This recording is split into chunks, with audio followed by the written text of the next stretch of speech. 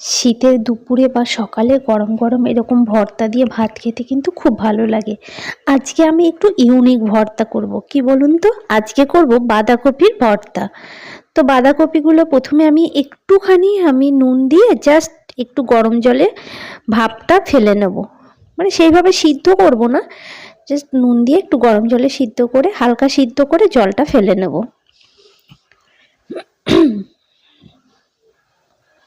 এবার জলটা ঝরিয়ে নিলাম।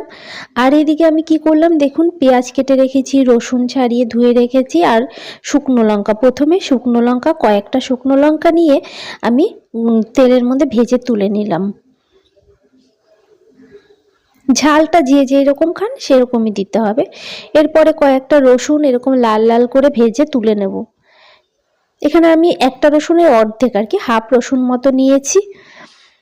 এরপরে আমি কয়েকটা চিংড়ি মাছগুলো ভেজে ভালো করে ভেজে নেব, ভেজে তুলে নেব।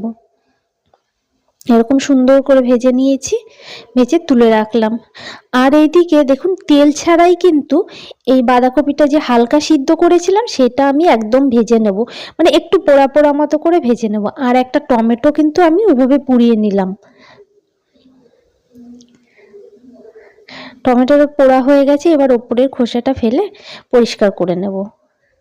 আর দেখুন এই যে এরকম একদম বাঁধাকপিটা একদম নরম হয়ে এসছে, একদম অল্প হয়ে গেছে।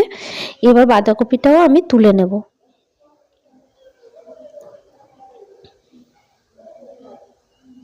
ব্যাস সবকিছু রেডি হয়ে গেছে। এবার আমি নুন দিয়ে এবার ভালো করে সবকিছু মেখে নেব।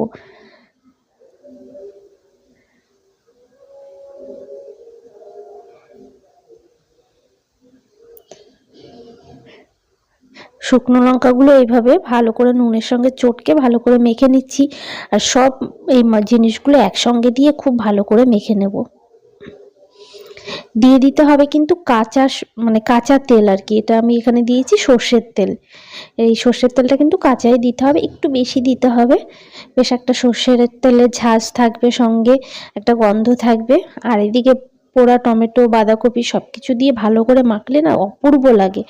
দেখো আমি এগুলো সুন্দর করে মেখে নিচ্ছি। একদম খুব ভালো করে হাতে কিন্তু চটকে মাখতে হবে।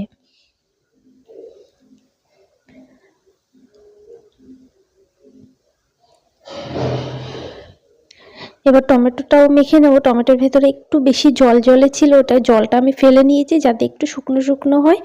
শেষে দেখো ধনেপাতা দিয়ে দিয়েছি, ধনেপাতা কুচি দিয়ে আবার একটু সুন্দর করে মেখে নিলাম। ব্যাস রেডি।